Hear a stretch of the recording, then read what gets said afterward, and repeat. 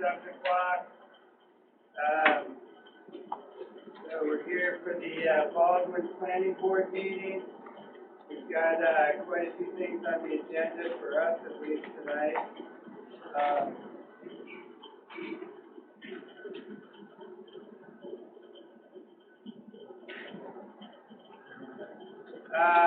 So the first thing on the agenda is a review of the minutes from last meeting.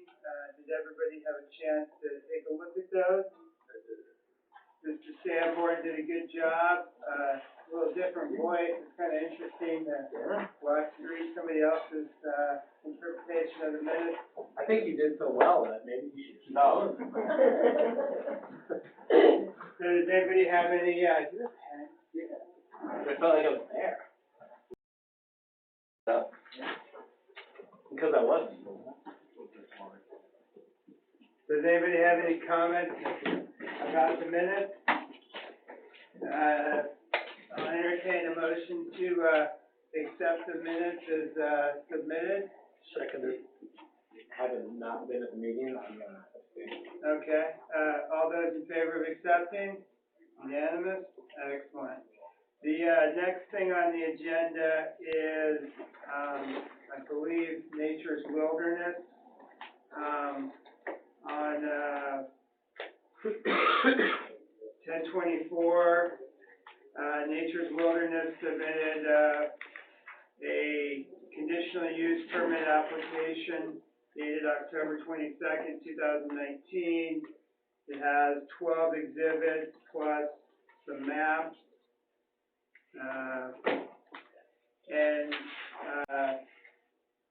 What is in front of us today is whether or not we are going to accept it as complete.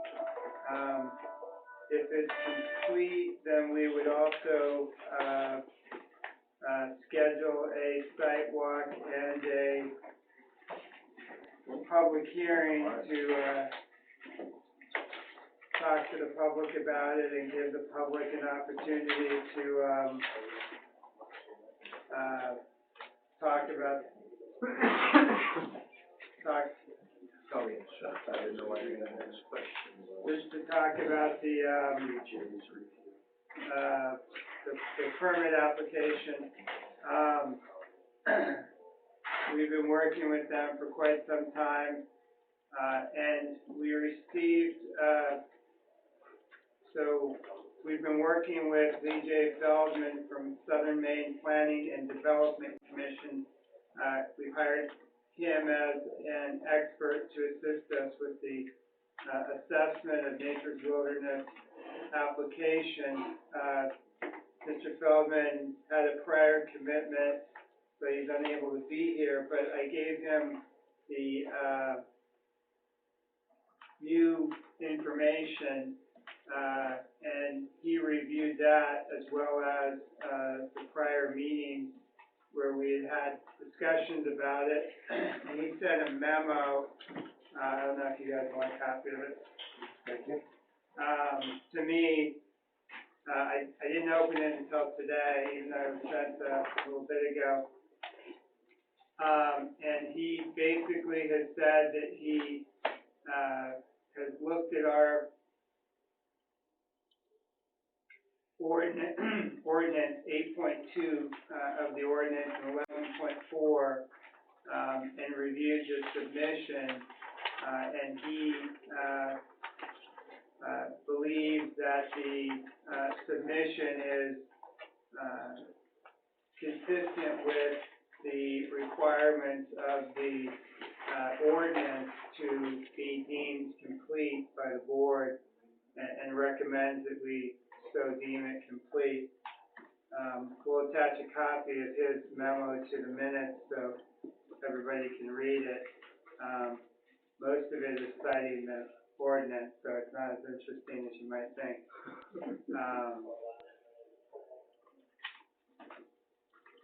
And he says we can always ask for more information as we go through the process. So I think I've expressed my desire to find that the application is complete, and move on to the next level, doesn't mean we're satisfied with it or that it's acceptable. It just means that it has the information that we, would like to see in a conditional use permit application. And is ready to move on to the next step. So I'll put that on the floor for discussion for the board. Is there any discussion about whether or not the 10/22/19 application is complete or not under the code? I looked at it, this afternoon, I wear my glasses, I need a new prescription, I need one every my day, I was fighting last about 18 question months. that you just answered was, what does Lou J. Feldman think, and that was what I wanted to hear, that he thinks it's complete, so I think that we'll have, a lot to discuss in terms of the, conditions that, we determine are necessary for approving the CUP, particularly in regard to the use of ATVs, which I think is a little vague in the plan.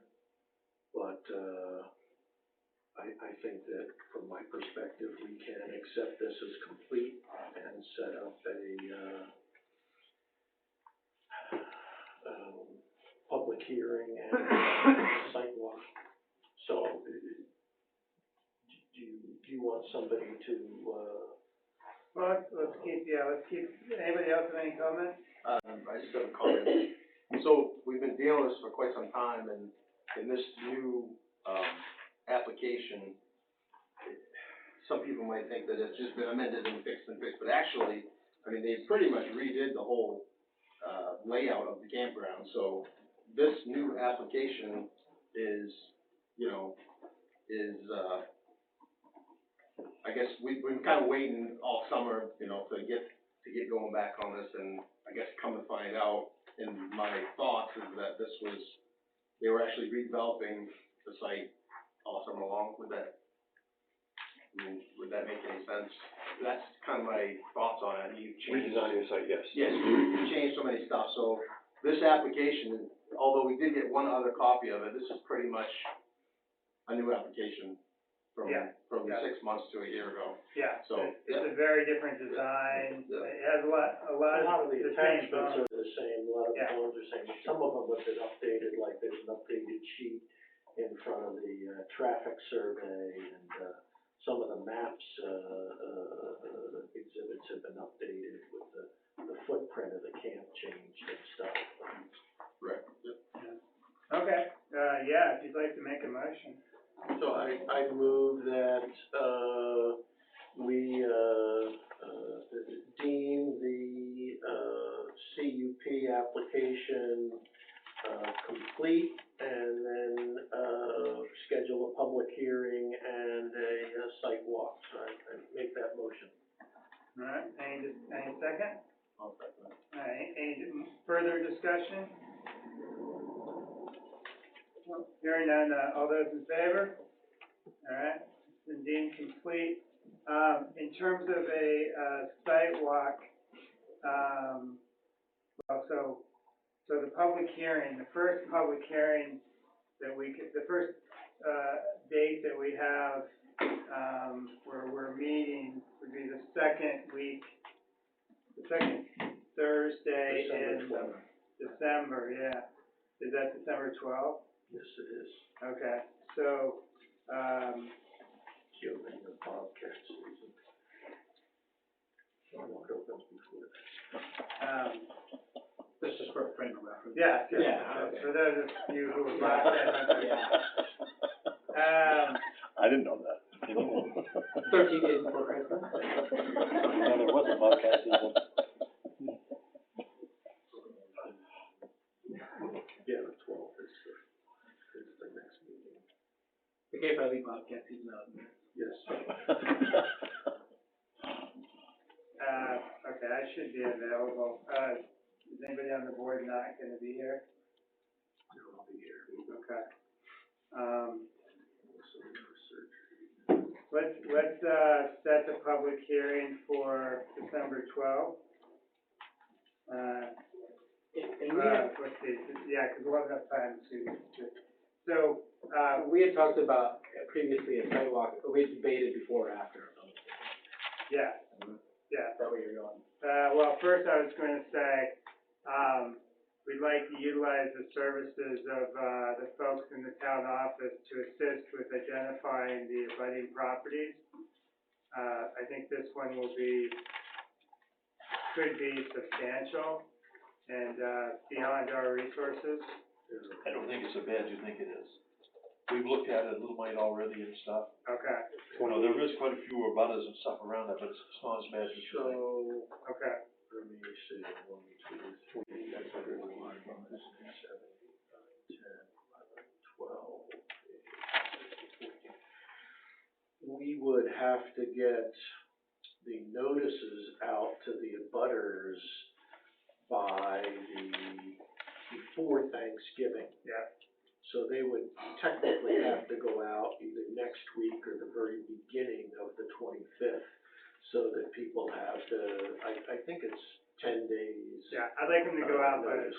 22nd of November. Yeah, they need to go out, next week to the abutters, and then we'd be within the limits of the law to have the, public hearing on the 12th.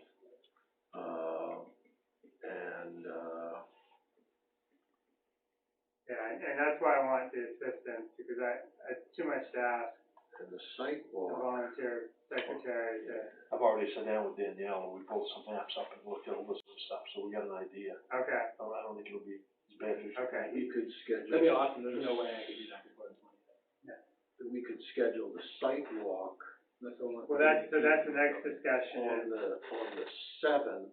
well, that's the question, is do we want to schedule the sidewalk before or after the public hearing? I think it needs to be scheduled before. Why? Can we back up for 1 second though? Can we finish, so did I hear that the town office folks will send the abutters notices? Well, so Or- you have to provide them the text of what it should say. Right. That's easy. I can do that. I mean, you have that. And then if you guys can put the letters together, you could sign them even. And then, would you like to mail them, or do you I want? can sign and scan them and send them to them. It's easy to do. I I pick up always the mail do. every morning around 9 o'clock. You So. just give them to Debbie and she. Yeah, that's right. That's what I It's a done always deal. do, just give them to Debbie and Okay. she mails them. Or you'll work it out with Danielle or Debbie, who's the point? Danielle, you want it, Okay. Danielle's Danielle's gonna be willing looking to at do it, something. I will make sure I get the letter to her early next week. You can email it to her or. Yeah, And no, then I'm fine. we just make sure we have to have a list of who it went out to on this one, so. It's just getting here when folks are open. The advertisement in your weekly shopping guide, that's a key too. That would have to go in, by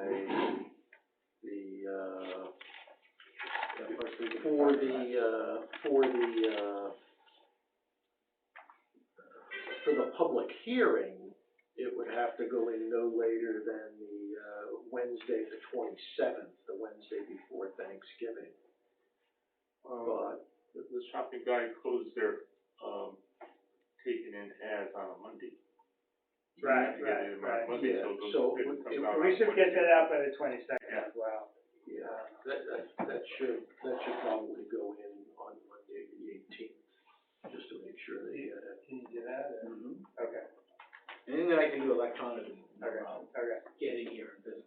All right, so now let's discuss the public hearing and sidewalk timing. So there was some discussion of advantages of doing either way. So you said you thought that doing the sidewalk prior to the public hearing made sense. Can you give us some idea why? I think there are pros and cons both ways, but I think that here's why. Because you have the public hearing, then you have a discussion by the planning board of the CUP and possibly a vote on whether to approve it or not.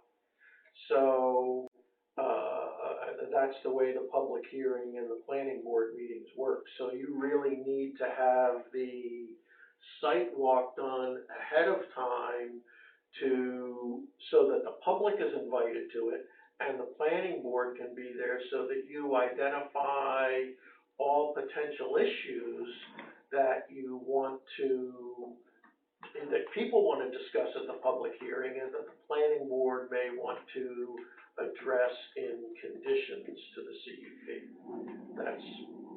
Those are my thoughts on why the site walk needs to happen before the public hearing and the meeting where we vote. What Matt just described is all I've ever experienced, so I'd be curious to hear John of why he said one afterward. Have you done it that way before? I don't. Frankly, I don't remember, but, I mean, I think the theory is people don't know what the project is until the public hearing, so they don't know what to go look for.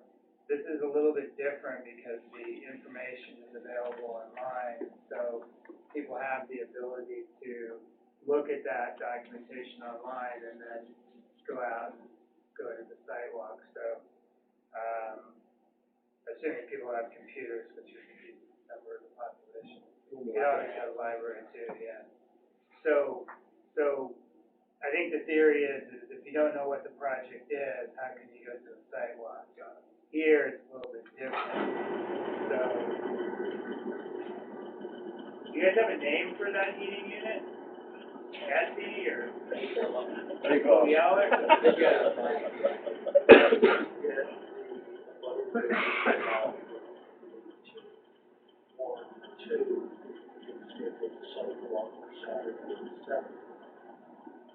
Yeah.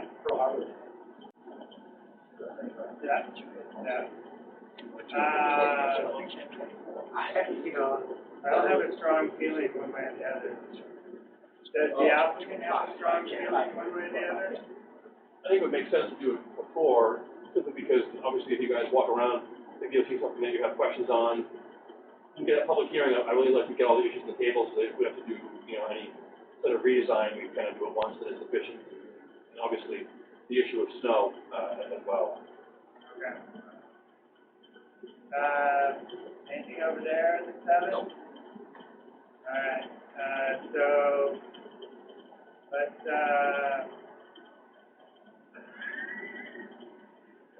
Well, you're on. Does that require a motion? Yeah, right. we can just set it. Bobcat season.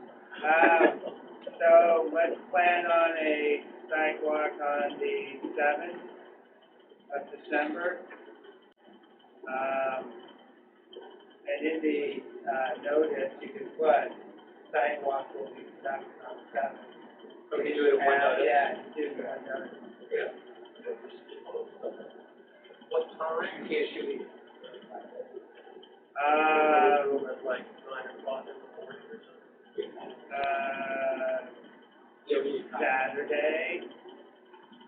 And I assume we had talked about the sidewalk having sites marked out or something. That's the question, what do you guys want to see? Yeah. Take up the field, just road center lines? If we have especially roads, we can certainly stake, 50 feet, that's kind of normal, but there's quite a bit of staking to do for that, but or are you gonna stick to the main existing loop? I mean, how much cross-country walking are we wanting to do as a group? I guess that's up to you. Because we can certainly walk up the part that's already developed. Go up around, down Deacon Road and back, that's a pretty long walk. But if you want to additionally trek the woods and look at every road, it's your prerogative. Yeah, I don't think that's necessary. That's why I don't really think. So, conceptualizing the design, I think I'd like to see your entrance, kind of the main areas of the what I would say the common areas, where you expect things to be in the common areas. I'd like to see, I'm trying to visualize the design. I'd like to see the ATV trails,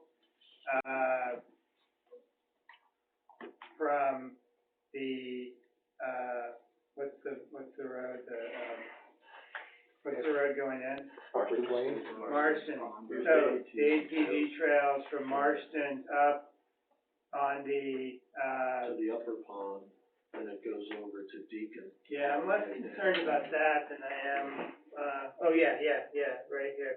So where it is on the, as you come in the road, that Up closer Twain, side, yeah. right? So you come, which way do you come in the road? You come in this way. So this, I like to see this path. Up here, you don't really have abutters. Down here, you don't have that many abutters, but right here you have abutters, so. Yeah. So I mean, I don't need the whole path, I mean, I'd like to see how close that is. Oh, that's right, okay. Yeah. Yeah, this road is already, sorry, well, letting it out there, yeah, that's fine. Okay. Yeah. To see what that looks like, and then, Yep. and then the features on the bottom, what, you know. Sure, the clubhouse and. Right. And hadn't we talked about sort of seeing just like the, Yeah. people being able to physically see like the size of the campsite? Yeah. We can fly Flag out or something like that. Yeah. Yeah. I don't think we need to see the layout of the road, you know, off to the right-hand side of the project. I'd like to see where, I think you had two entrances onto the road, I probably want to see both entrances.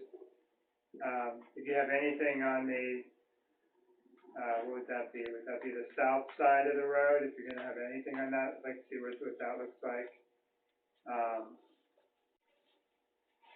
Anybody in the audience, I mean, some of you guys have been here for a while, is there anything you want to see on the property in terms of? No, not necessarily. Okay.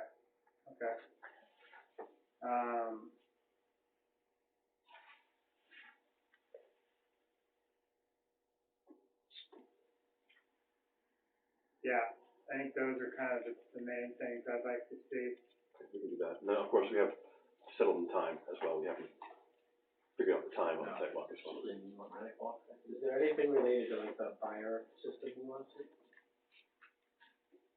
Not for I don't me. detail on that like others, but. I defer to the fire chief on anything to do with the fire stuff. So as long as he's satisfied with the end product, I assume it's a pond with some water, yeah. Oh, have you been up there? Oh, you haven't been up there, oh, okay. I mean, I have before, Yeah, no, I yeah. mean, like the It's literally- containment thing. for- Yeah, it's literally just a pond. I mean, so in terms of time, Matt said he dived down to check the depth. oh, excellent. They know the Yeah. depth. I mean, I'd rather not kill the day, so what about doing like 9 o'clock? That's generally what it is. I think that's reasonable. It is. That's usually Do quite they early. usually meet here and then travel up? Or No, we meet at the site, so, yeah. I mean, if people, typically we, you know, we say if there's a bunch of people who want to go, you know, you can always meet someplace in carpool, but here, there's plenty I of was more places. concerned with like people, I mean, most people know where to get, how to get there, but like public people, you know, Yeah, they know where to get, how to get here, but. yeah. It's off of Marston's Road, right? Off of Senator Black. Senator Black, and then you take a right on the mark. I mean, I know where it is, I was just trying to figure out how to describe it in, To Upper Twain, they can GPS, they can get right there. Yeah. Okay. When I give people Two my Upper address Twain. on 26 Deacon Road, they put it in the GPS, it always leads them to the back end of Deacon Road on Brown Road in a campground. Delivery people, friends, families. Yeah. All right, so, you know, in terms of homework, 9 o'clock. In terms of homework, I mean, I think folks should go online and look at the plans online. They're available on the website, Town of Baldwin website. And, you know, I think we should come prepared to look at the property and what, you know, what they've submitted, and if we have questions, get those questions answered at the sidewalk. I don't, just to answer one of your issues, I don't expect us to be voting on the conditions in the first meeting. I think this will be a multi-meeting consideration. I would think so. Yeah, okay, I just wanted to control expectations there. And then would we want, Lee J. Felton? Just brush your board, Jeffrey. We'll invite Lee to the sidewalk. Since he's not a member of the board, he can go at any time with the applicant's permission, and it wouldn't be a huge issue. Would we invite him to the public hearing as well? Oh, of course, Okay, yeah, let's yeah. try that. Yeah. And, in terms of the applicant, the more folks, specialists that you can bring to the public hearing, the better. And I'll defer to you guys who you bring, but,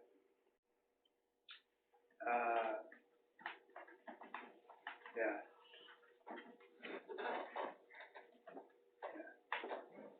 So, alright, anything else on Nature's Wilderness that we can, deal with? Anything else you guys are expecting us to do today? Okay. Hunting season's still on then too, right? For black powder, it would I'm be gonna defer to. muzzle loader. On the, We know it's 5 days before Bobcat. it's still deer, raccoon, small game, fox, and bobcat on the 7th. Right, deer will be muzzle loaders at that point. right? And archery. And archery, yeah. Posted property. But we're on. Recommend orange. Should I put that in, should we assume people involved in that? If they don't, they'll just, They might be. they'll have a buddy who wears orange. Okay, cool, no problem. I'll bring a couple extra We hats. could just bring the copy of the. Except you may wanna shave. Yeah, maybe, yeah. Hands of a deer or something. Alright, anything else on this? Alright, good, alright, so, that's a bit of a milestone for Nature's Wilderness. The next thing, I don't remember the order, what's next? What's next is number 3, discussion with P. Jackson regarding potential solar farm at existing Mayetta pit. Yes, is there a Jackson? Excellent. Come see you, buddy. All the best. Thank you, guys. I just see you on the 7th. M-A-I-T-T-A?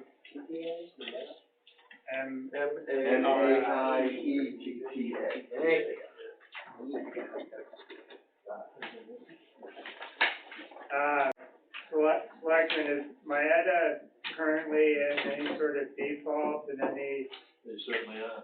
okay, that's gonna be a problem for you guys, so. Okay, say that again, I'm sorry?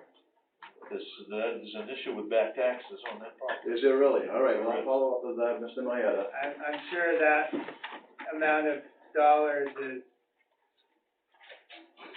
small compared to what you're looking at investing, so just be aware that Mr. Mayetta, is in default in his taxes. In terms of compliance on his, agreements, is he in compliance on the agreement? Right now, we're doing good. We just Okay. got a letter from a lawyer and stuff, that's looking good. Okay. But there is 2 years of back taxes on that. Well, thank you for letting me know that. I'll follow up with him, obviously, on that. I'm sure Pat will. Yeah, thanks a lot. All right, just for introduction, I'm Sean Frank with Sebago Technics. And obviously Pat's the one that is on the actual agenda. Great, yeah, Pat Jackson, I'm with Sunrise.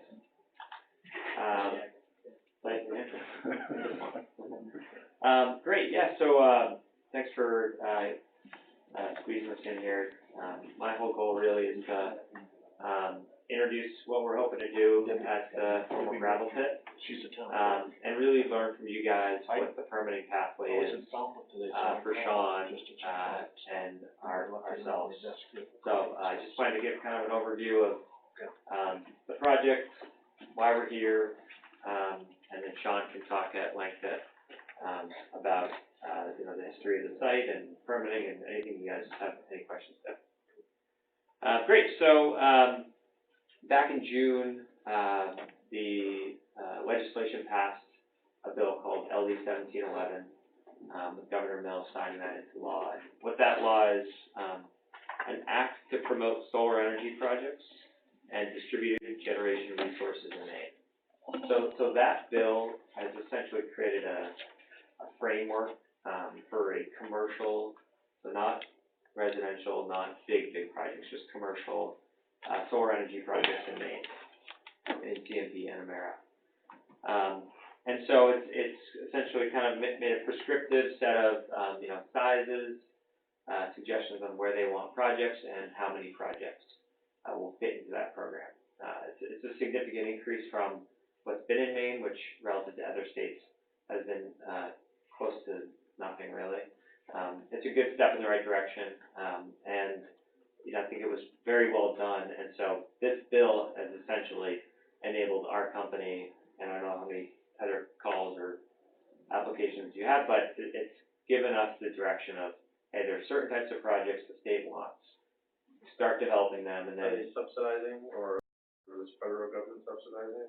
so federal, nothing changes. State, it essentially enables these projects to play into the state electricity market. So there's actually an unknown subsidy. So that all gets figured out next summer. It's the developing community's job to develop projects, and then you bid it into the incentive window, and basically the lowest bids win. So it's a market-driven way to drive solar at low cost. Right. Yeah, and so the state really wants solar to be put on rooftops, on previously disturbed land, such as this, on landfills, on brownfields, those kind of uses. So this is exactly what the state's looking for. As far as kind of at the more local level, this is a multi-decade-old gravel pit.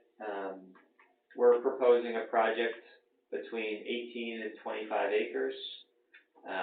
Sean knows the total size of this land is like 220 acres, so it's a small piece of a much larger parcel. It's other reasons why it's a good site from our perspective is it's right along really quality voltage 3-phase lines, which is any system above about an acre, you need to have 3-phase lines. So there will be minimal to no upgrades to CMP's distribution lines.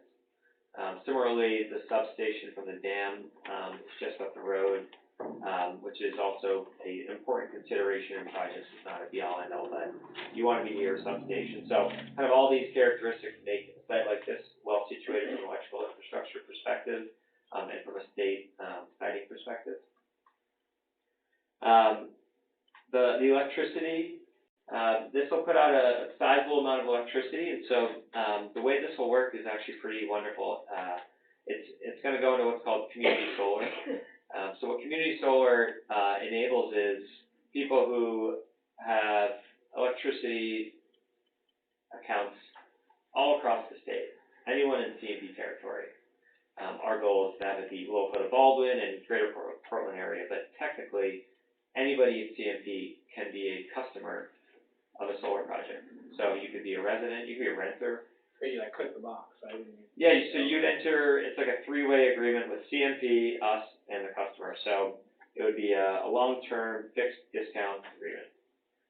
So we'd be, offering a discount to CMP's bill that they're going to send you anyways every month.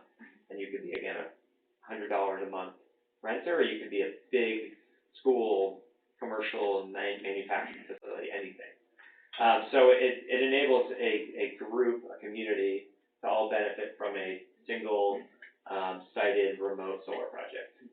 So exactly how that plays out is part of the incentive process next spring, summer, and so we'll have to we'll get moved into one track or another, but no matter which track it is, it will be able to contract with schools and town buildings and a really nice group of customers. So that's one really nice benefit.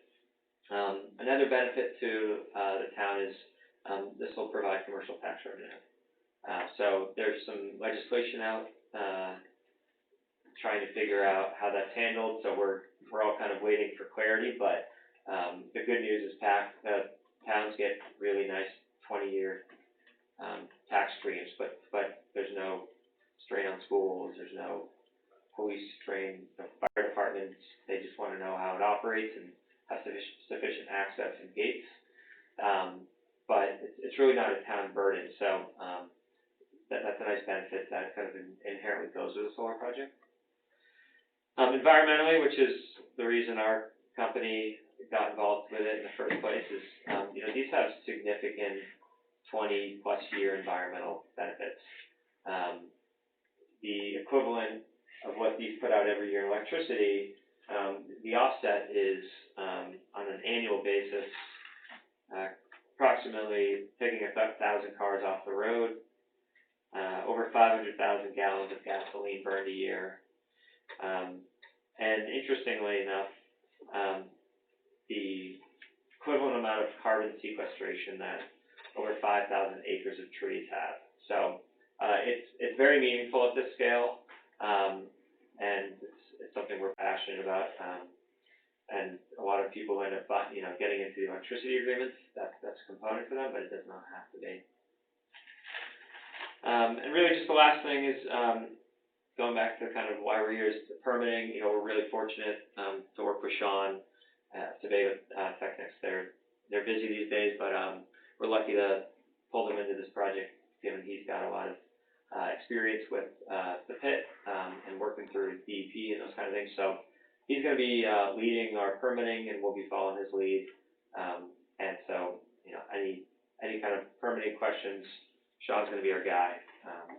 So I'll stop talking, but I don't know if you want to. I just want to throw in a few things, so that, again, I think, Pat, to us, it's an exciting project, and certainly we're looking forward to being part of it.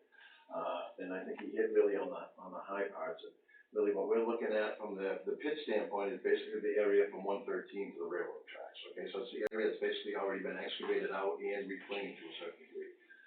So in terms of the overall grading that has to be done here, it's very minimal, because basically if you look out there, basically it's a hole as it sits right now. It comes down, the road comes down in, it comes back up a little bit to the railroad tracks and then back down in. So we have the whole quarry in operation and everything else back through here. So really what we're looking at is probably a relocation of the access to get around this. They'll have their own driveway, but of course they want to limit that driveway internally, if you will, just for their own operations associated with that. Stormwater management should be about as straightforward as we can get. Basically, it collects in the bottom of this thing and then just percolates down through the gravel. There's real no issues out here from an environmental standpoint. I think the transformers, you actually said, were with vegetable oils along those lines. So again, obviously these guys, environmentally sensitivity is one of their main keys associated with this. From the DEP's perspective, it's a repurposing of a previously disturbed area. So to them, this is, the perfect site. At the end of the day, once the construction and the installation of these things are all done, talking to Pat, he says you have a pickup truck that probably stops in 3 or 4 times a year. So I mean, again, no impact on your schools, no impact on your town services. It's basically a fenced-in area. There's no traffic associated with it, and hopefully there's a benefit to the town from a taxes standpoint as well as the actual electricity being generated. The fact that obviously the overall pit area was previously approved by the Department of Environmental Protection. Regardless of the size of this, typically it would have to be 20 acres or more before you have to deal with DEP. The fact that basically the site has a DEP permit, we're going to have to amend that permit. So we're meeting with them next week so we can kind of work with them in terms of their submission requirements. And I was just hoping, obviously, with you folks to get an idea of the process we need to deal with the kind of an amended site plan. Obviously, we did have a site plan approved, just a few years ago. See, the date on this one was actually from '89 when it first started to '92. So here was the original site design for this. Again, here's the area we're basically looking at. Here's the whole backside of this. So, we talked basically an amended site plan process we're going through. I think obviously with this, we were looking more at the extractive industry operation associated with that and the site plan. With this, my assumption was it was basically a site plan, if you will, for a solar array within that first phase. So we're just trying to hopefully get a little feedback from you folks in terms of the process we need to go through with you, because obviously we want to be working through the DEP process, working with you folks by the time. I think they have some pretty strict deadlines that, basically by March or early April, we have to have our permits in place. So that's why we're just trying to get our ducks in a row so that, we're working with the state, working with you folks, so that hopefully by, early spring, we have all the permits from a land development standpoint that are required to allow us to proceed. So that's all we have for you folks tonight. But again, if we could just kind of maybe provide us a little direction in terms of the permitting requirements, would be most appreciated. And if that needs to happen online or whatever, or if you guys are gonna discuss it amongst yourself, that's fine. But like I said, that's just what we're trying to get to. Looking at the site there where you have the red around there, I see a field above the access road. I've been there, and that's a little slope, but that's fairly flat and it's all grass. But the lower area where there's been some pouring out there and all trees, am I correct to say that you will eventually cut all the trees off there, bulldoze it flat, and put your solar panels there? So, so we'll cut down the trees and, take the stumps up. We try to really minimize grading. So part of what Sean will be doing is getting an updated topo and looking at that. You know, the way that the racks where basically the racks run east to west and the panels are framed to that. Those racks are able to go with reasonable contours. If it's in certain situations you would create, cut and fill in an area, but assuming that it's reasonable, we actually wouldn't be creating it. We want to keep that soil intact. Yeah. So we actually had a drone down there a couple of days. We picked up a drone not too long ago. It's actually pretty cool. So we have been shooting some updated topography down through here, and certainly we'll be refining this. The point of the red, to be perfect, was just to give you a general idea of the size, but we think we're talking about, but certainly we'll be refining that, as Pat said, but probably in the 18 to 25 acre range. But the impact is hopefully to minimize, the tree cutting we'll have to do, whatever we have to do, obviously, number one, if it's flat area that's already been there and we have trees going up, then that will be going, there'll probably be some trimming of trees, around the periphery of the whole thing to make sure, obviously, we don't have shade coming down, they don't work too well in the shade, so make sure we have, get as much sunlight as we can. I don't mind cutting trees, solar panels don't like shade. Exactly right, exactly right. I assume after the panel's up, you will plant something that crawls and grows low all over the whole area. I think we have talked before, and you even said when you have a chain link fence around, you keep the chain link fence about 6 inches off the ground so small animals can come in and out. Yeah, that's exactly right. So, national code says we need a 6-foot fence. What's kind of evolved in a positive direction is iteration to that where it's not required, but it's our best practice. It's becoming a best practice where you elevate the fence so there's a 6-inch gap for critters to be able to get underneath. So you're technically 6.5 feet at the top of the fence. And so between that and we try to use a local seed mix in between the rows so that one stabilizes soil, but also it promotes a kind of a meadow environment for different types of pollinators. It will be actually an improved site, environmentally speaking, and from a biodiversity standpoint. And then we do have to mow it usually once a year, once a summer. So the panels, the lowest point's usually about 3 feet.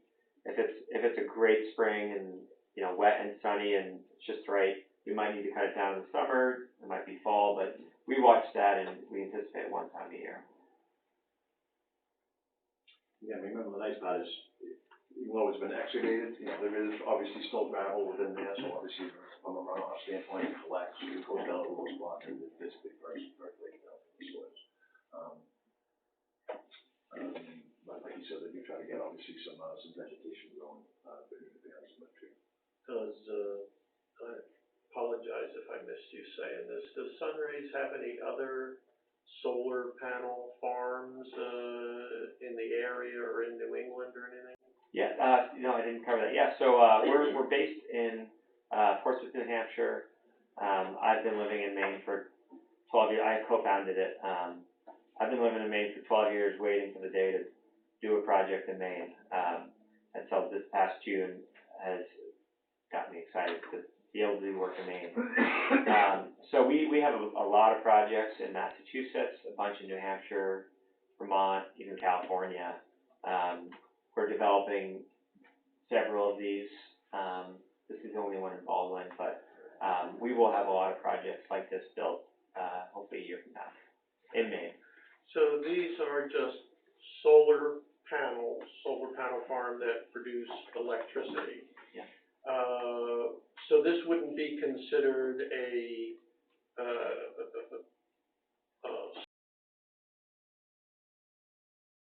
solar power plant where you're converting it to, energy or power, right? So there's no steam turbines or Oh, anything right. like that involved, is there? No, there's no liquid phase to it, so, most solar projects. No heat transfer fluid or anything like that? No, there's no redirection of light. The whole purpose of these types of panels, which are most solar projects actually, is they absorb the sun. And so there's literally zero moving parts. The panels don't move, the racking doesn't move. There's no steam plant in the center that, is getting mirrored light like you see in the desert sometimes. It's remarkably simple once it's built.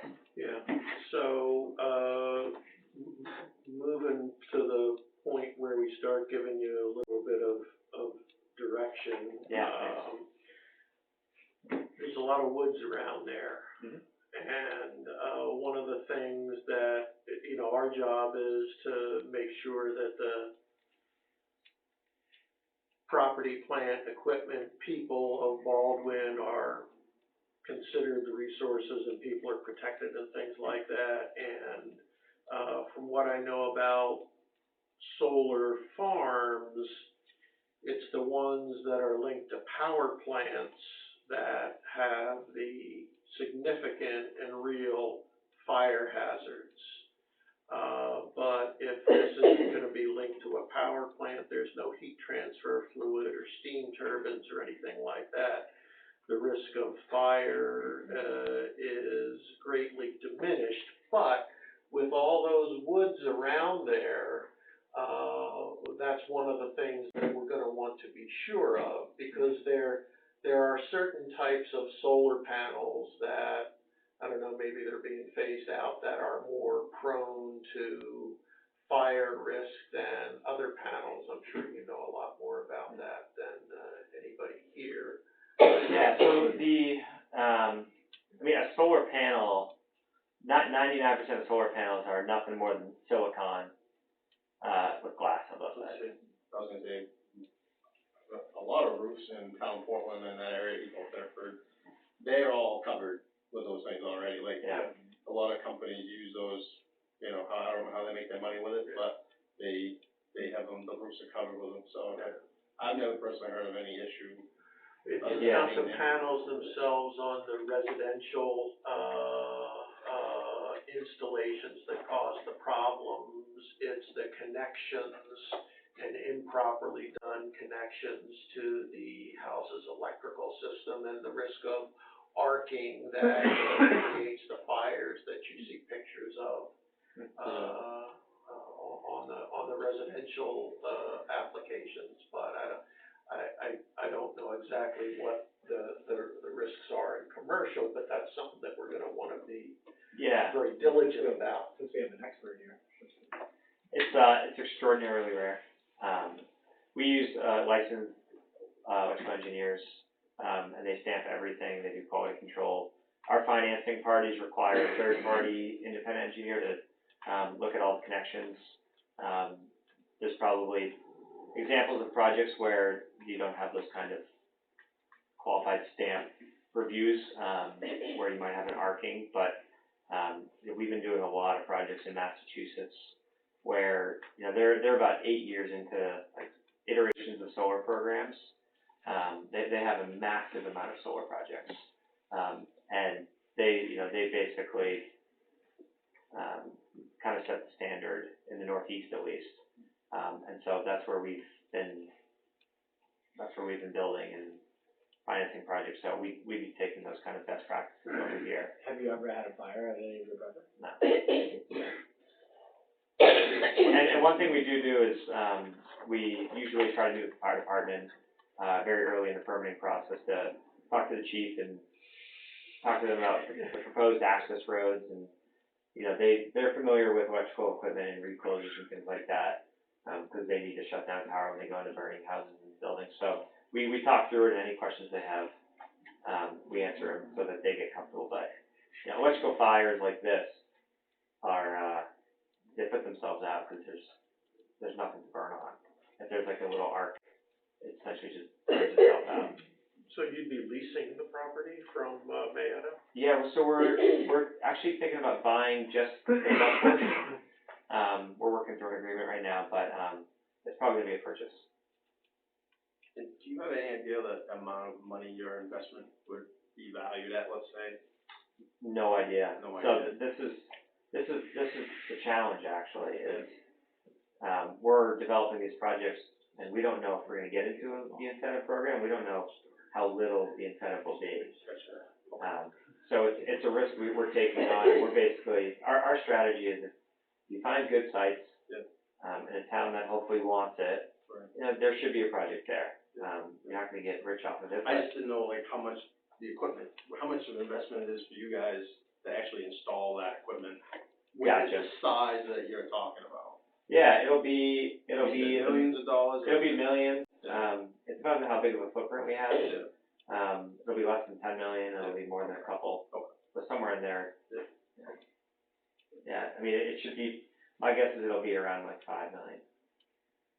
That's just a placeholder. So, I think you're right, I think it's probably a site review plan. I mean, we don't have anything that deals with the Specifically type with of solar, right, I use, appreciate that, yeah. What are we rural? What is this? We're rural. Rural, okay, that's good, you're not in Highland, so, yeah, we probably need a basic site review plan. I think that, it's just me, I think it's a fabulous project, I mean, there's 50 great things. I'm sure there's 5 or 6 bad things that I'm not seeing, and you know, I don't know yet. and those are the things we need to think about. I mean, I'm thinking of, pumping that much electricity into the system. If we have down lines, does it have this kind of odd adverse impact? And these are just the things. Oh, sure, yeah. We can talk about it later, but I mean, it's nice to hear there's not a lot of moving parts. Glare, smell, noise. Those are the things we worry about.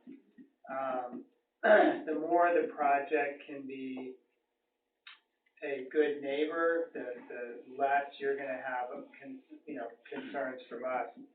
I think a project of this nature, I think one of our concerns is going to be some sort of performance bond to make sure you actually do the project. I mean, our concern is that you start the project off, do some things to the land that make it problematic for the town, and then you go somewhere else and do something else. And so, but I mean, in terms of a project, I don't think maybe there is, and if there is, let me know, because I'm curious. If there's anybody in the room who thinks this is a bad idea, I mean, this seems like a win-win-win. Local hiring? Yeah, oh, absolutely, yeah. I mean, you gotta bring in local site workers, so these are local excavation companies, local electricians. These aren't jobs you can export. It's all hands on the ground, local labor. A random thought for you based on my experience with the solar panels on my RV. They don't work when they get covered with pollen and dust. And in this area of Maine, during June and July, we get covered with this, it's like from outer space. It's yellow, and it's heavy, and, it stops solar panels from working. You're gonna have somebody in there, cleaning them off. But the other thing is, you would not want to have a solar farm near a working gravel pit because of dust and stuff like that. So if I were you, I would make sure that Mayetta doesn't have any plans to continue or to start up using any part of the property for, creating gravel and all that kind of stuff, because then your panels will be covered with dust every day, and your efficiency will go. Or do you have some kind of magic solution? No, I mean, you're exactly right. Shade, dust, and pollen or ash if you're in California, those are the only enemies of solar. It's simple, and those are the things that essentially prevent its only use, which is to generate power. So, yeah, like in certain areas, we'll have to do a panel washing once a year. Usually it's springtime. Usually it's a wait and see kind of thing. It depends on the winds. I don't think Vinny has any plans to keep excavating, so I don't think that'll be an issue here. But we have solar projects in gravel pits that still have functioning elements to it. And we watch it. We have a small budget every year for, are we seeing production go down? And all right. That's a question I had. Can you guys monitor? You might be able to monitor. Yeah. Figure out, okay, it's not putting out what it used to this year. Yeah, it's pretty amazing. So we'll have a wireless connection. All of our projects, we actually have 24/7, 365 monitoring through a software that's tied to each inverter on the solar project. So we get an amazing level of direct information on output, different types of alerts. Most alerts we get are, one inverter's underperforming and maybe the filter needs to be looked at, a couple months later. But or you'll have a big snowfall event, and so you'll wake up and you'll have a bunch of alerts saying the system's off, the system's covered in snow, and then it'll shut off, within a couple hours or a day or so. So we do get to see that. We know if there's a problem, we know, and we dispatch local electricians to take a look at it, or we'll go peek at it if it seems like kind of a lower grade issue. It's a good question, yeah. So, we tend to work pretty slow, so the sooner you can get a, complete application to us, the quicker we can start to consider it. So we tend to, be conservative and, take time rather than just saying yes. So, the only thing that makes me hesitate is that he does have back taxes. I don't know how that would play into that. You're out of compliance, but he's in compliance with everything else. That probably wouldn't stop it. Yeah. So as a general proposition, if the land is out of compliance, we won't consider an additional change. If the person's not in, even though you're a different owner, if the land's out of compliance to start with, we don't want to approve something else that possibly is going to make it worse. Could it be a condition of an approval? Well, it sounds like he's okay, so I'm not that concerned. The taxes are, Wes all summer. yeah, the taxes aren't gonna stop it. We don't have anything that stops it for taxes. Okay. Although it'd be great to pay them up. Does the applicant have to be a landowner? Well, no, yes and no. So if you have a interest in the land, you can technically apply. It has to be a legal interest. They're working on an agreement, which I think will provide the right level of interest. Yeah, we'll have that. You get higher with a lot easier. Just, yeah. We don't meet on Thanksgiving for obvious reasons. That's okay. We won't be here either. But our next meeting is the 12th of December, and it's a public hearing, but if you wanted to submit something, we could spend a few minutes with it and consider it. I don't think we'd be able to spend, well, it depends. Maybe nobody will show up for the public hearing on nature's wilderness, and it'll be an anticlimactic thing. If you have the CUP form from Wes, you'll notice that in section B, standards for conditional use permit, it tells you the things we're gonna be focusing on, the size of the proposed use compared to the surrounding uses. Actually, this is gonna be a site plan review, which is different than a CUP. It's not gonna be a conditional use permit? It's a little different, yeah. Yeah, we haven't done one of these since you've been on the board. Site plan review, Yeah. why wouldn't they get a So CUP? check later on, there's something called a site plan review. It's a little different.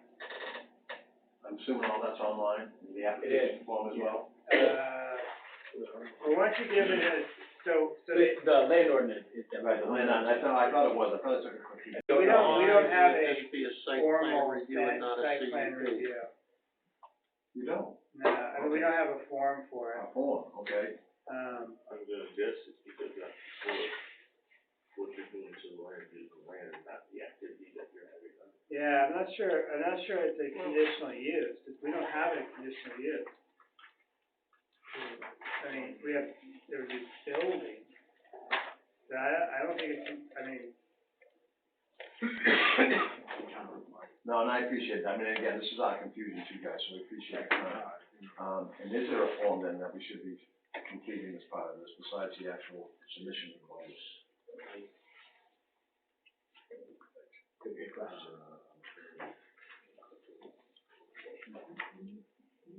So you'll be going on the road that goes down into the pit, you'll be kind of to the right of that as you're looking down towards the pit.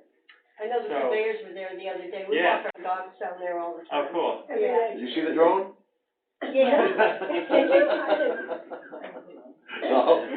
Did you bring a dog with you? No, I didn't, I said, but it was actually a drone. Oh, that goes up no, now, so but we- we'll look for it from now on. Well, it's already been, but it's basically You're not gonna send it again, though? they set some control points down through there, No kidding. okay, and then the drone goes over, and then Well, I by, think it was your crew setting the I'm control. sure it was, points. yeah. Yeah, they were really nice. 11 Yeah, points. our dogs did Thank you.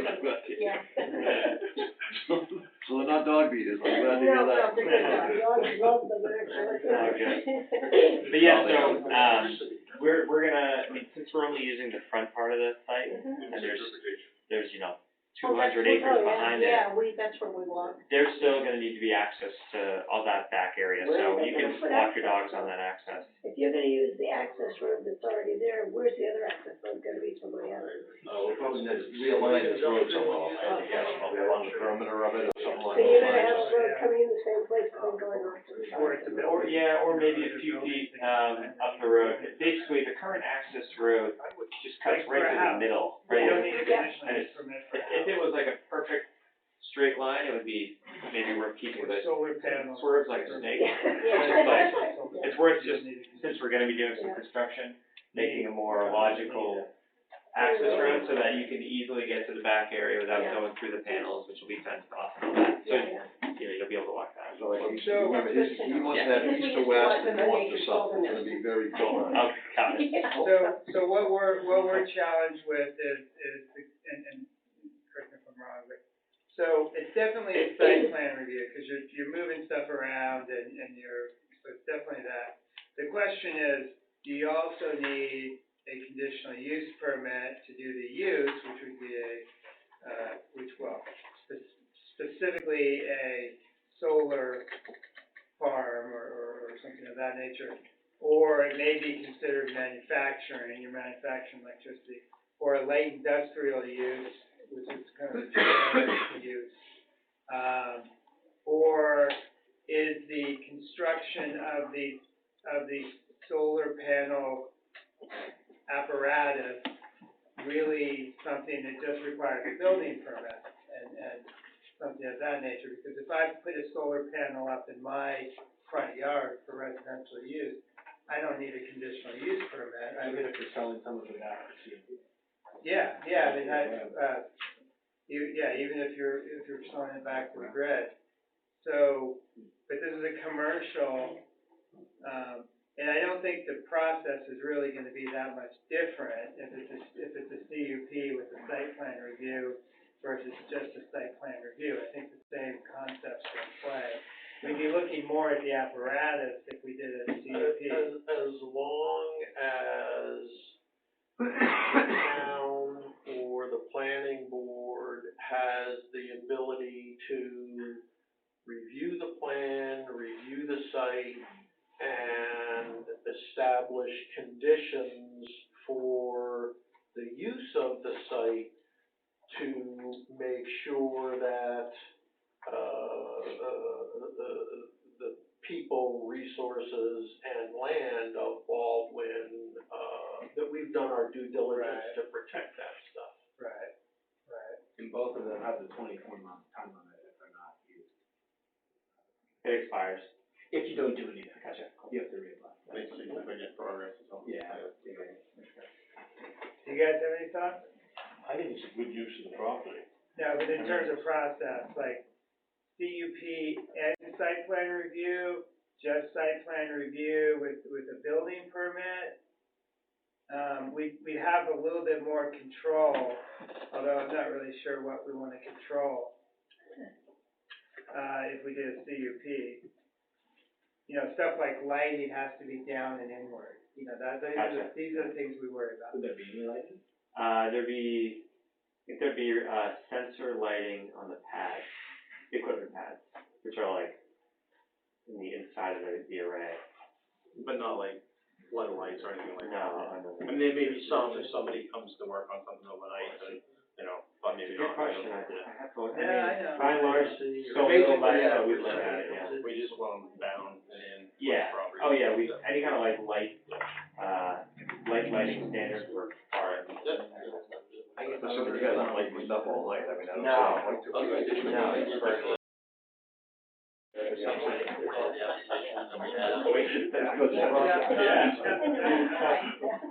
were gonna put a solar farm in right next to where I was on that property there, and they came in and they had a town meeting.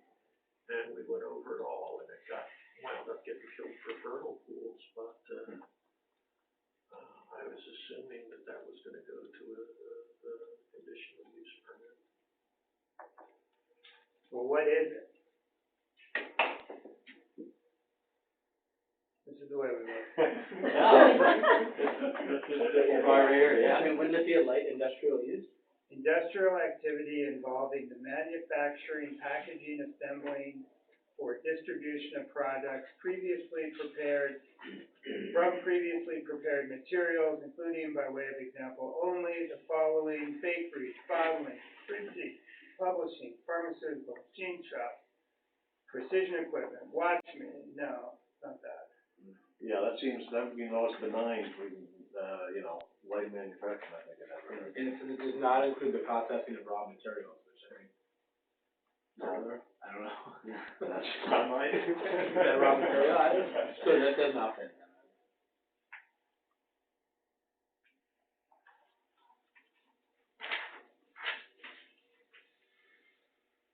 I don't think people were thinking about solar power. Look under, Understood, guys, yeah, exactly, so that's, look under essential services. The definition of essential services.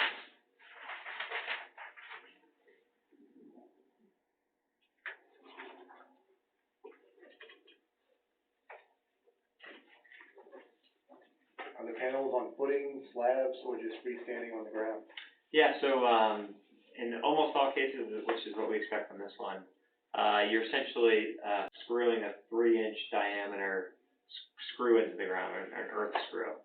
And you do 4 of those per kind of long rack. In like really good soil conditions, you can drive an H-pile. But if you're in a rocky area, which you anticipate this would be, you'd have refusals and you'd be bending them over, so you need an earth screw. I'll move the permanent structures and foundations. Yeah, it's technically a temporary structure. So it may be, I think Wes may be right, it may be essential services.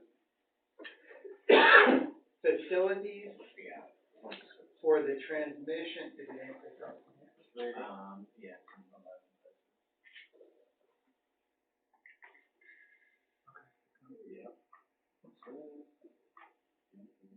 Permitted in Rural district. structures, accessory, or. All right, so In village commercial is allowed to.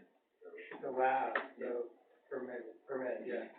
All right, so what we think this says is it's something called essential services under our ordinance, which are facilities for the transmission or distribution of gas, water, electricity, I know I read it wrong, or for the collection, treatment, or disposal of waste, including power lines, telephone lines, gas lines, water, sewage systems, road network. Does not include buildings which are necessary for furnishing such services. I think that's I think that's as close as we're gonna I get. think that sounds fine, actually, if you guys are comfortable with that, so. And there's not a lot of definition there.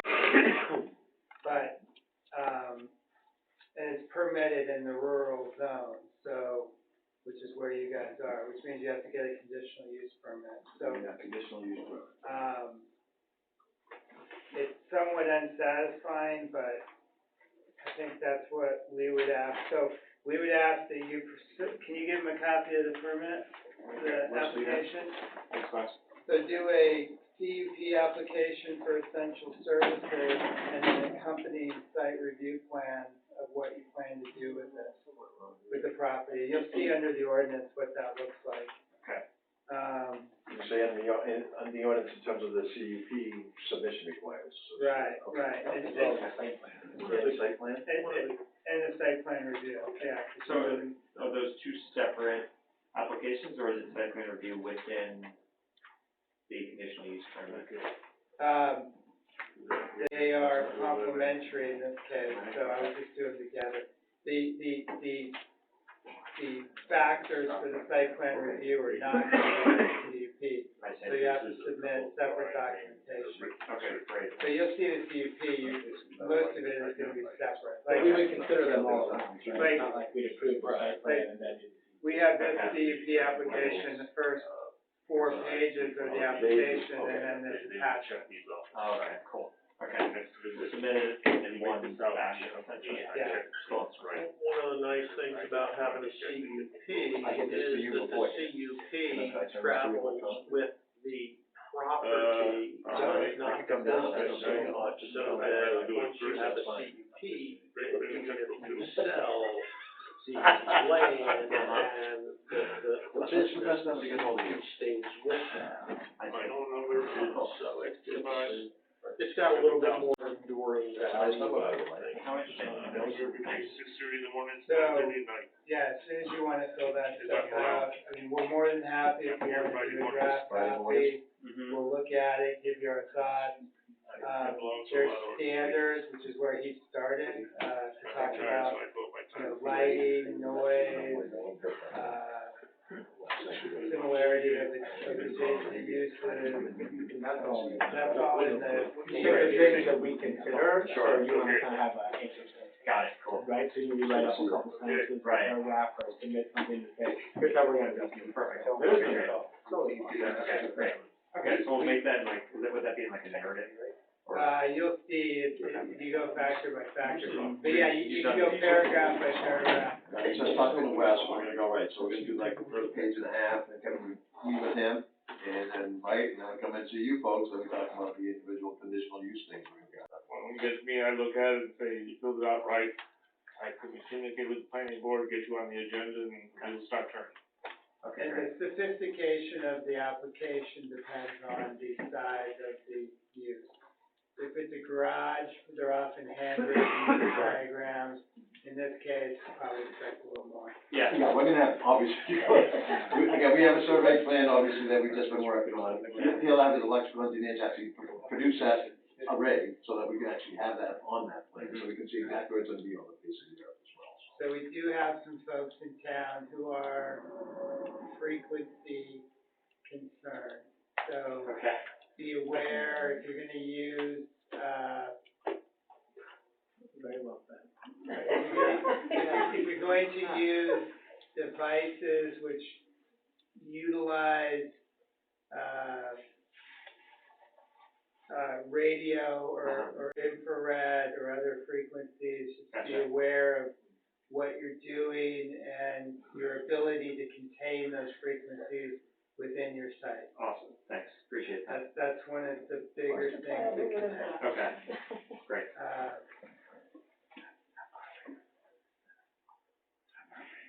It's not that far, it's like a mile and a half. Yeah, so the people who have that concern, they're not, that you just be aware of it. Yeah. Just be aware when you're doing it, Thanks. that if you can contain it some way, that's a good way to. It's like 1.5 miles. Okay. One other question I just had is, so since they don't own the property or how does that work? Yeah. one thing, that's a good point, because we've had hiccups with CUPs because the person who's using the property brings the CUP in, but if it's owned by Mayetta, Mayetta's the one who has to submit it's the owner of the property that has to, submit the CUP, or at least, the title aspects and things like that, right? Our practice has always been to have the owner sign off on the application as well. Sure, right, we can get, I just need to do that by the 21st. Because sometimes they don't know that somebody's trying to do something on their property. But if you guys, Yeah, we have an actual written agreement from them. Well, I guess that would be part of it, like, so if they said, okay, we're gonna include in this CUP application that we are not leasing it, we are purchasing this piece of land, then. we could figure out a way to work with that. Right. But Whereas if they said, we're leasing this piece of land, then we would would want have my to. edit Yes. signature. Right. I'll get Mayor to signature on it. Yeah, we can get it. He doesn't have to come do the presentation, he just got that. No. Yeah. Well, and again, If we were concerned, we may actually ask them to show up. If there was, like, we've had people ask for weird stuff, and we knew the property owner had no idea, so we're like, they have to show up. But here, it's a little rough. Okay, yeah. well, actually, I was talking to him today, he was willing to come down, it's too bad if I'd known, I would've brought him right down to him, Yeah, check. totally. I'm sure he knows. Anything else we can do for you guys today? No, this is I'll take a shot at it, I'll come see Wes, and we'll start the process. But we appreciate it, and again, obviously, and again, we understand, you're not a professional board, you folks are just sitting there doing your volunteer work, and doing the best you can. And again, our only concern is, like I say, is obviously, like he said, the legislation came in, so there's a rush of these things that are all gonna be coming throughout the state, and it's all kind of on the deadline. So like I say, unfortunately, we're gonna be pushing to kind of get there through this, hopefully by March. There's four people have come to this town already. Have they really? Yeah. See, it's gonna be, the floodgates are gonna be open here very shortly. Well, we said no to the marijuana industry, but I think we'd say yes to the solar industry. Yeah, you can't get too altered from these. No. All right, excellent. Well, Thank you, guys. Thanks, Thanks, everybody. We appreciate it, it's really good. Thanks, Wes. Thanks, guys. All right, so the next thing on the agenda is, two subdivision submissions from Van Hertel. I emailed out the documentation. I have hard copies for anybody who would like to have a hard copy. All right, so hard copy, extra copies for the audience if you guys want a hard copy. That's only Plan 1. Plan 2, hard copy to Matthew, extra ones for the crowd if they want them. Sorry, what's the difference? One is Fremont, one is, San Juan. We got a larger map, tax map for those who are following along, and, two for the crowd if you guys want, don't be shy. Take it all, pass it out, have fun. So, my knowledge of this project is, don't jump the gun, hey, come on, don't start conversation. So, my knowledge of this project is Wes, brought it to, me, on last weekend or something like that, said that, the company BH2M, wanted some time with us, and so I said, no, not a problem. I've reviewed the application, and we can we can talk about it, but I think what would be most interesting is for us to let the representative from PH2M give his talk and, see what he's got to say. And, then we can talk about where to go from there. I don't even know who you are. Who are you? Good evening, Andy Morrow from the H2M. Excellent. Nice to see you guys, thanks for having How do me. you spell your last name? Morrow, Morrell. No initial F. Yes. Oh, wow, we'll put that in minutes, since That's it's all a Morrow. Yeah. So we wanted to come forward kind of as a sketch plan to just kind of get some initial discussion started with you guys on these subdivisions. This first one, we're calling it Sand Pond Woods. Those familiar with the area, Sand Pond Road is here. East Tobago Road or Route 111 is here. 107. Yes, 107, sorry. No, so around, 11, okay, 11. yeah, around here, We that's call known it as 107. You wouldn't know that, I mean, it's because it's Route 11 as well. Yeah. It's combined, and then Route 11 shoots off to the right, 107 continues. Both he and I live farther down, so we consider 107 the entire way. We won't hold that against you, though. Okay, thanks, I appreciate that. Just so you know. Alright, so, 22.6 acres, zoned, rural. The applicant's proposing 5 lots off Sand Pond Road, lots 1 through 5. 2 lots off Route 107, lots 6 and 7. I recall vaguely, yeah. At this point, we've completed a boundary survey. We've got LiDAR topos for the entire subdivision shown on this plan. We've had wetlands done by Mainly Soils. We show a stream that kind of bisects between lots 6 and 7, shown with this kind of dashed dot line in here. We held a 75-foot setback on either side of the stream per the state's requirement, not proposing any work within that. There's also a wetland line, which you can see with this dotted line here, this is the edge of the wetland line. So there's certainly some wetlands between lots 6 and 7. We've tried to kind of place the property line in between all of that unusable portion of the site, if you will. We have done test pits on lots 6 and 7. I can tell you that there is adequate soil for all of the lots. For example, lot 7, which is this one here, the soils were found to be very good, and there was no groundwater found up to 40 inches at the bottom of the test pit.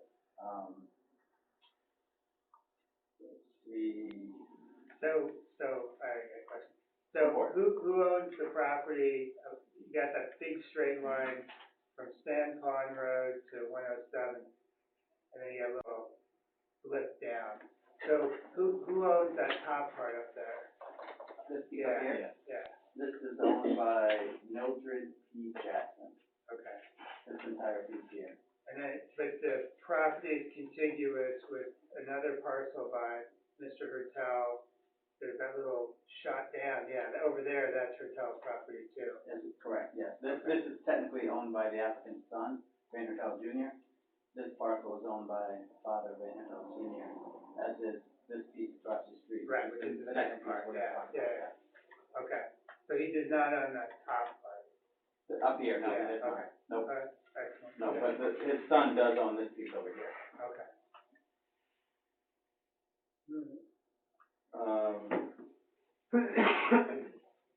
I think that kind of highlights my discussion. One thing we did want to discuss with the board tonight would be whether you guys would like to consider a site walk kind of before the snow gets too crazy on this project, or if you'd like to wait till the application comes forward. We're happy to do it that way, but we thought we may just throw it out there if you guys would be interested in doing it now before we have foot of snow. Foot of snow is, because that's what the ordinance says. Right. You can't do it with a foot of snow. Exactly. So I'll throw it back to you. I'm happy to answer any questions. Yeah, sure. So, do you guys want me to start? Yeah, please. So it's a major subdivision. Yes. One for the prop. Yep.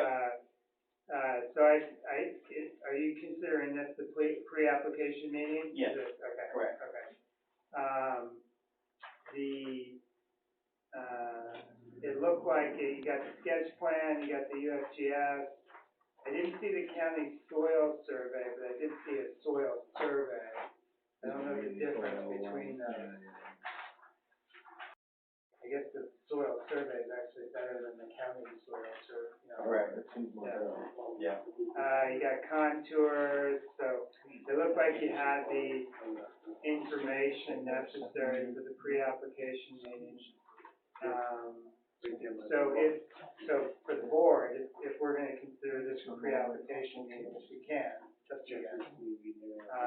Because this was kind of last minute, so that's why I'm not totally sure.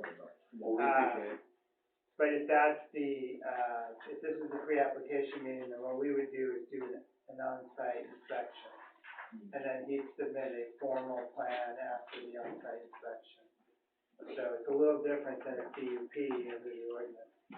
This is, Article 5, is the pre-application meeting. I would think we would, I would move we accept it, especially because we're not meeting them this week. So it's Yeah, fair. I think there's some valid Yeah. parts of that. Yep. But let's hold that for a second. So one of the concerns I have about the design is our ordinance precludes, driveways out onto 107. Okay. And so, and I think really the way the ordinance is set up, and we could spend some time kind of wading through it, but it really looks at interior roads versus, you know, the way you set it up with driveway out. Yep. I know that limits the lot sizes, especially given the topography. But if you look at Article 11.4, you got B1, which says avoiding through traffic use of existing streets. That may be applicable. Can you just say that again? 11.4. B1, yeah. And then, but I think Article 12 is probably more interesting, where it's 12A1 says no vehicle access onto what are called arterial streets, which is 107 is one of those.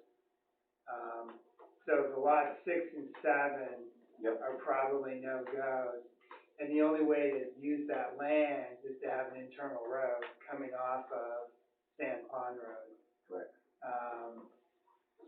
Because if you have a site on 2 roads and you're going to have an access point, you have to access it off the least used road. So,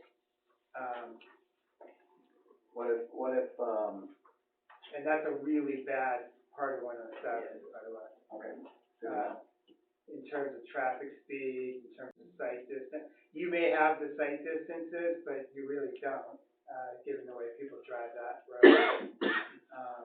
But of course, if you build on it, it slows the people down, so it's kind of a cat and mouse, but, What if we were to do, say, a 20-foot sliver of land between, say, lots 1 and 2, and provide a driveway access to, say, lot 6? Have it come off Sand Pond Road, but it gets its frontage off from 107.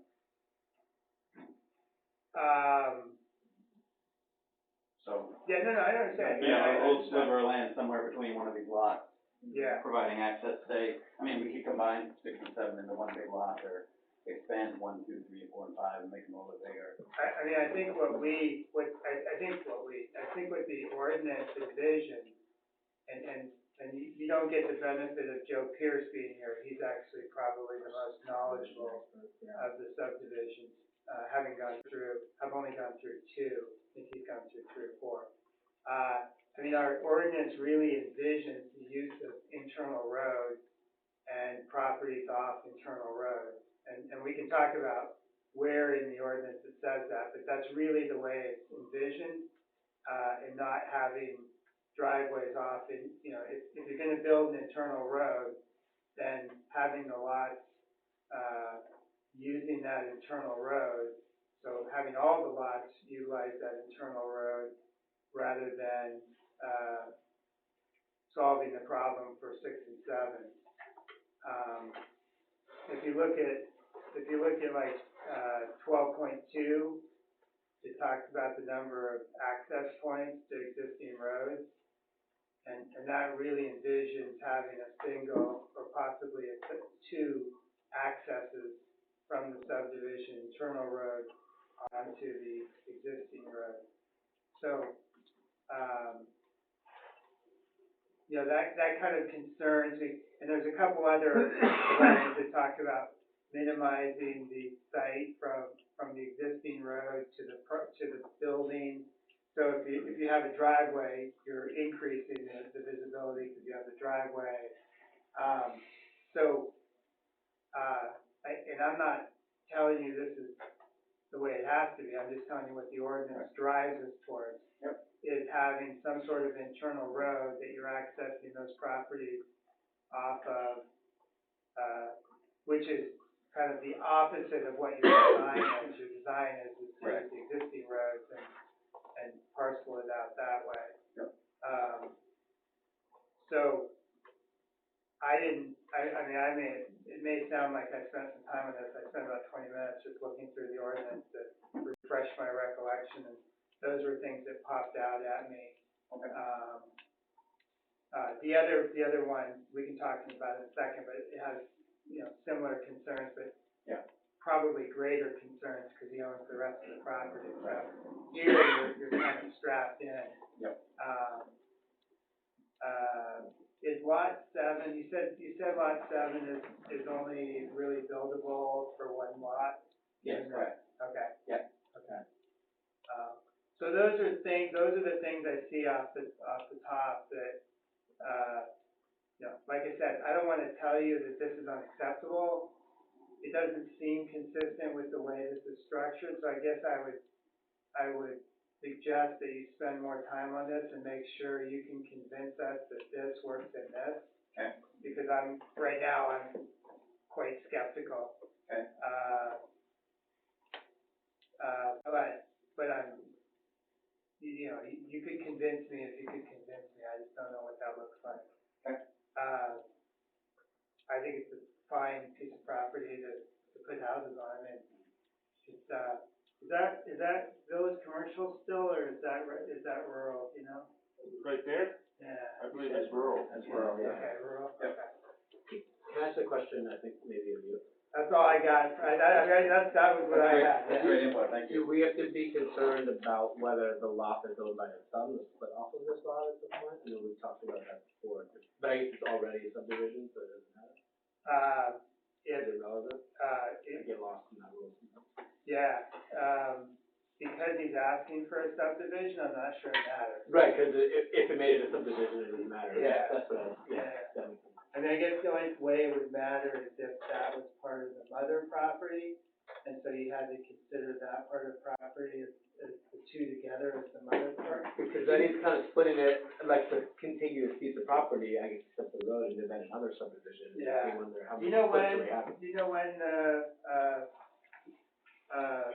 was this one piece of property that was split into two, do you know? Like, did Junior get the I land? don't, but I can tell, the deed is dated,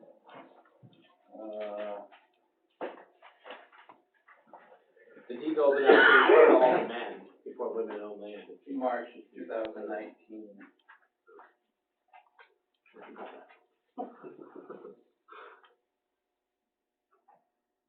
So this lot was sold from Junior, son, to father, Senior, in March of 2019. I guess so, I don't follow the track record of these. No, I'm just curious, if you had more information, just curious. Oh, no, I don't. Yeah, so there may be an issue about the mother property, so, and again, I'm not a subdivision expert, but the way I always visualize it is that you have like the mother property, which is the whole sheet of paper, and if you split the property in two, one time, it's not a subdivision, so you have two parcels, half the piece of paper. But if you do it again, it becomes a subdivision. If it's within 5 years of the splitting of the paper, the whole property has to be subject to a subdivision, not just the parcel that you want to split again. Yep. And so if that land was transferred recently, that the junior property may be part of some other property that we need to think about. But I haven't really thought about that. I'm not I have sure. a curious question, I don't know how the answer, I don't know the answer. The whole land was lot 94, I think. But Sand Pond runs through it. So when a road runs through land, the land on the other side of the road would be considered two separate properties. 93 is on the other side of, oh, I see what you're saying.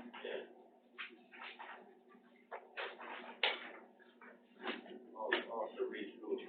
Yeah, we'll have to look at that too. So he's talking about the next subdivision is the same tax map property, but is it considered separate for the purpose of?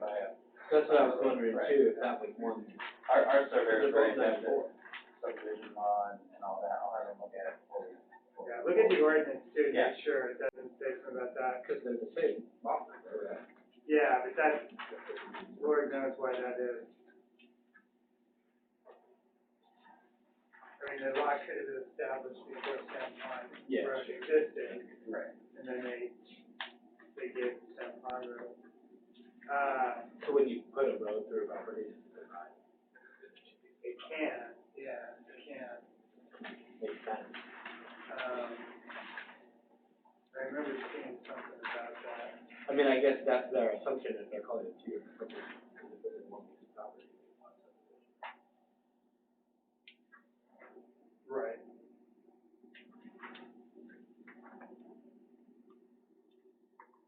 So that's probably easier. Well, no, because we want to, well, yeah.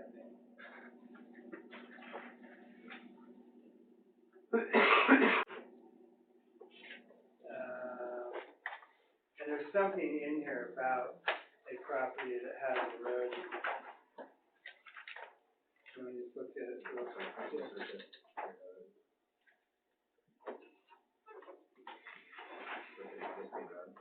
Yeah, I think it's under the definition of subdivision.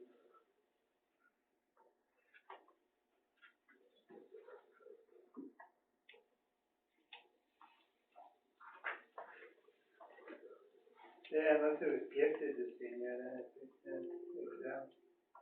But it still might. I mean, that's just something to think about. Yeah. I don't know. Yeah, no, we'll get to the bottom of it when we come forward. I'll have a Alright, conversation so- for you. A tract or parcel of land, all contiguous land in the same ownership, provided that the land located on the opposite side of a public or private road shall be considered each a separate tract or parcel of land unless such road was established by the owner of the land on both sides thereof. I highly doubt Van Hertel. Created San Juan Road? Yeah. I would guess not, but Yeah, I don't think he came into to Baldwin about 2004, wasn't that when he started buying land, Van Hertel? I wasn't involved enough to know what was going on with the Yeah, I land at that think it time. was until like 2004. But anyways, that answers that, but yeah, so figuring out what that senior thing going on, Yep. that might be an issue. Okay. Anybody else have anything about this property? Up there now. Just jump back to the. Yeah, maybe I have some, first of all, are you acting just as engineer for a senior, and he's gonna be the builder developer, or are you involved in the builder development? I'm just an engineer. Yeah. Just the engineer? Yeah. Okay. Yeah, I believe it's intended to sell the lot. Because we have another permitting ordinance, the growth permit, allows 15 units per year. But if the previous year, there was some left over that can be carried on, which we do have. I think we only did like 8 last year, so we got lots. But of those 15, only 4 of them can be dedicated towards a subdivision up to, I think, October. After October, if there are unused ones, in order to be dedicated to subdivision.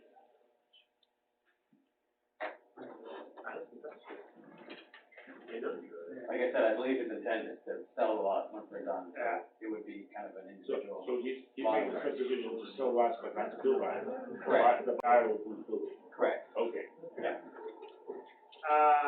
So, okay, what about the next one? That's for sure. We're moving to I'm sorry. Are we moving into Fremont Woods now? Yeah, Fremont Woods. Actually, put it on tax map. I know. I remember, but it's not really the, it was a good name. All right, so this one's across the street, across San Juan Road, so this is the piece we were just looking at here. This parcel is 18.6 acres in size. He also has this large piece of remaining land, which I believe the applicant is currently trying to sell. So that's all part of the subdivision. Correct. Yeah. Yeah. So if he sells it, it's gonna impact, if he sells it, we're not gonna give him the benefit of, gosh, I only have this amount of property. He doesn't get that benefit, so. You would. Yep, appreciate that, thank you. So applicant's proposing 3 lots along Fremont Avenue here, lots 1 through 3, 4 lots along San Juan Road, kind of across from the other lots that we have over here. Similar scenario, the last project, yep, 7 total lots. We have done wetlands, there were no wetlands found in the developable area, there is a piece of wetlands up here, on the remaining land. Test bits have all been done, soils are great out there. Did wanna make it clear, we're gonna limit access to Route 3 off of Fremont, and Lot 4 access to the Austin Pond. So, with that, I'll go back to the board. Yeah, I mean, same issues, I mean, a little less issues because we have 107. Yeah. So I think our ordinance drives internal roads, not that structure. So convince me if you're gonna have to convince the board, okay, that that's not an accurate reading of it. And here, he has someone's property. It seems internal roads would make more sense, but, other than that, the other part, this parcel, the whole parcel is gonna be subject to, the subdivision. So, if he still owns it, well, first off, you need to give a little bit of pedigree on the parcel, make sure we understand what 5 or 6 times already is 5 or 6. Yep. But then, you need an idea what you're gonna do with the rest of it. If you're gonna sell it off as a singular parcel, that's something, that is something, that's the plan. But there'll be restrictions on it because you can't bring a subdivision in, sell part of it off, and the person come back for another subdivision. That seems contrary to the spirit of the, if you bring in a 7-lot subdivision, sell the property, somebody brings in another 7-lot, well, we should originally consider the 14-lot and the challenges of a 14-lot instead of 7. So I don't know what that exactly means to you. I'm just saying that's something you think about. And the other considerations in the ordinance, whether or not you're going to have phosphorus pollution, stuff like that, you have to cover that with good order. So I don't have any other questions. Do you guys have anything? So we did know that we're confused why you paid $150. You probably told him pay $150. So I think on the pre-application, you said $625. So, yeah, we'll hold it in this as aside, because you may be paying more money later, Yeah. and we'll credit that Sounds good. $125. The actual fee was what? It was Show the receipts, he paid 2, 3. That's fine. Yeah. Thank you. So we can apply that to, at the pre-app meeting, you pay $25 non-refundable for the sketches, so that would be $50, but when you submit the plan for a major subdivision, it's $300 per lot. And then, so that would be $2,100 on each of them. You get credit for the $150, so it would be a net of $1,975. But then there's a $15,000 invoice that it gets put in a special account that is Like an escrow account. Yeah, it's for the board to hire independent consulting services to review the application, blah, blah, blah, blah, blah. Any balance remaining in the account after a decision on the final plan is returned to the applicant. Okay, great. I'll work it out with Wes when we come forward with it. Yeah, I gave him a copy of this. If you look online, there's handwritten notes in the ordinance that has the correct figures. Okay. We just didn't update the hard copy. Well, no. That's what it's just telling you.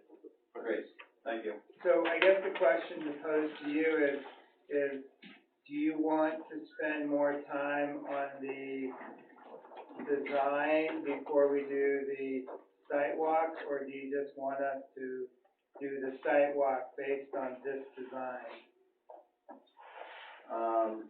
Because I mean, you could keep this design and go for it, and I don't know if he's successful or not. You've heard my thoughts, so. Right. But if you wait and change, I mean, you can change the design in the next phase no matter what. Like, I read it to make sure you could. You can change it however you want in the final application. I think from our point of view, we kind of like to be 4 hours to the site, kind of look at the site before the snow comes. That's where we're coming from. We like a plan change. You're right, there may be some modifications to this, but I think we can get a feel for kind of the area. We know the area we're looking to develop on both of these parcels. I think we can get a feel for it by having a site walk. Yeah. If we could get you out there before the snow, that would be great. Yeah, I agree. Within 30 days of the pre-application meeting, the board shall hold an on-site inspection of the property and inform the applicant in writing of the required contour interval of the preliminary plan, blah, blah, blah. It's gotta be less than a foot of snow on the ground.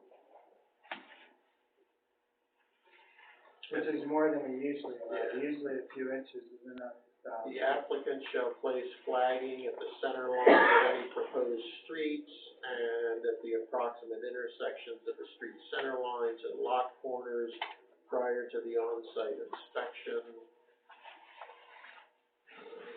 This is all in the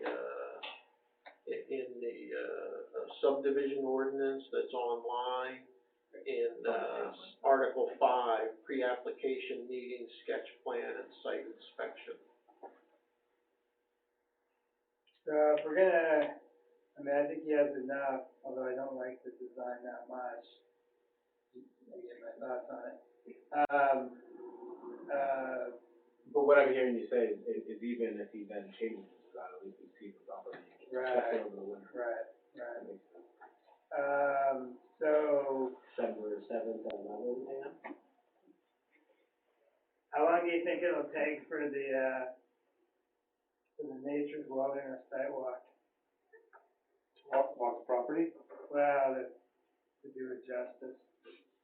depends on how much the trails and the road systems you wanna see. Yeah. It'll take a couple hours to walk around there. You got a soccer game that day? No. You can drive most of it. If you're a pickup truck, you drive 90% of it, Yeah. which I would strongly recommend.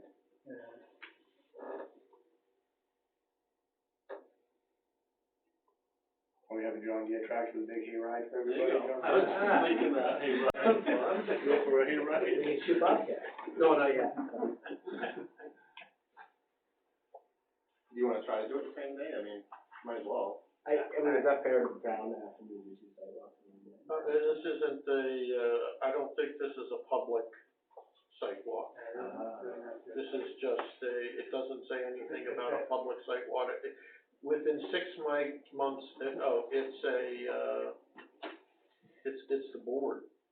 Right, but we always do it public. I mean, Oh, do you? Yeah, well, we've only done like So 5 an on-site inspection of the property and inform the applicant. Yeah, why don't we do it December 7th at, Your time? uh, At least 3 hours. I would do one before lunch and one after lunch. Yeah. Do one at 9 and the other at 1. at 1. Yeah. I mean, Why do we wanna take up a whole day instead of part of 2 different days? well, does anybody, what about Sunday? Hey, does anybody have church I would obligations? rather do it all in one day personally. But, I feel the opposite, that's okay, I can. Well, how much time do you need, when you read this, get all the flags out and, all that, that's all done? It's all done. Okay. Well, He's out the 1 foot, and he's like, Yeah, it better not be my fault. what about the 14th? I mean, we can do it 2 Saturdays in a row. Yeah. So if we do it a Saturday, I don't think we wanna do it on the 30th, which is Thanksgiving weekend. 7th is Nature's Wilderness, then you have the 14th, 21st is too close to Christmas, so, 14th. I guess I would rather do it the same day. Well, you said, I'm the only one that sent it, so let's do it the same, I can. Let's do 1:30. And can I put that in the same public notice, or is that too complicated? You need to definitely, but you can do it in the same edition. Understood, yeah, okay. And if you wanna send me a draft, then I can look at it. I mean, Okay. no, it doesn't matter, that can, but maybe a little. I would offer. Yeah, no, I appreciate it. It's easier to, I mean, I messed up the lot number last time, or the day, and that's the wrong month, so I may as well. So yeah, while we have some issues, the subdivision ordinance is a You little said different. 1:30? The subdivision ordinance is a little different than the CUP process, so getting this initial step done. And we're going and doing a site walk of 2 different subdivisions, so do we do one at 1:30 and one at? No, it's pretty small. I understand, but they're 2 different applications, I wasn't sure. I guess it's meet on, we need to notice 2 different. Meet on San Pond Road, and 2 subdivisions over here, you know? Okay. We have to know, it doesn't say anything in here about notifying the butters. Oh, yeah, no.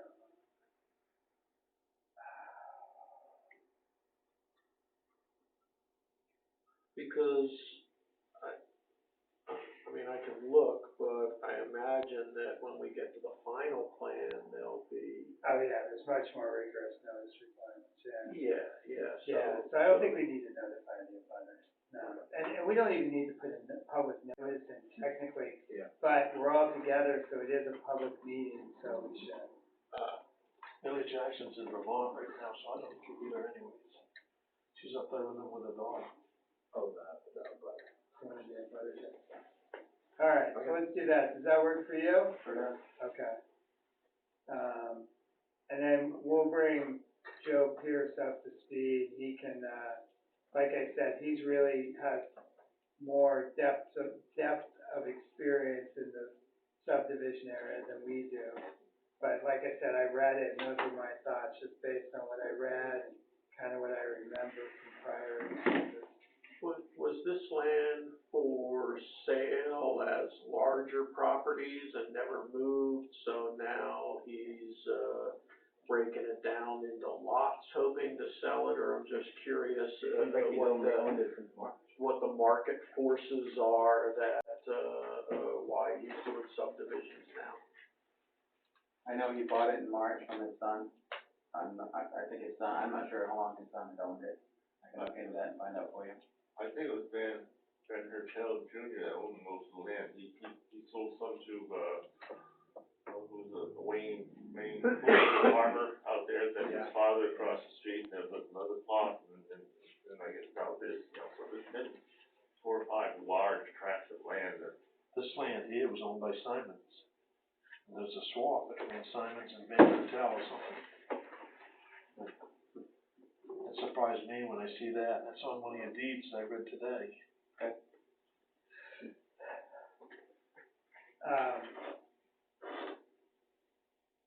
Yeah, I mean, yeah. As long as it doesn't impact the subdivision, I'm good. But yeah, I mean, I threw out the questions that I'm thinking about, which is, I think, what we're supposed to do at the pre-application meeting. So now we've started the clock, and if you don't have a meeting between now and then, right? Okay.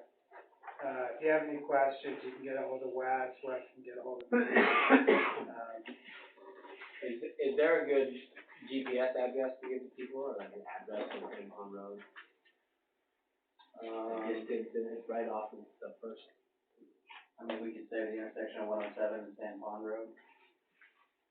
Might be a good spot to say to me. Across from the horses. Okay, thank you. Didn't somebody crash across the street? Yeah, farther down when it comes. All right, well, that's just wait.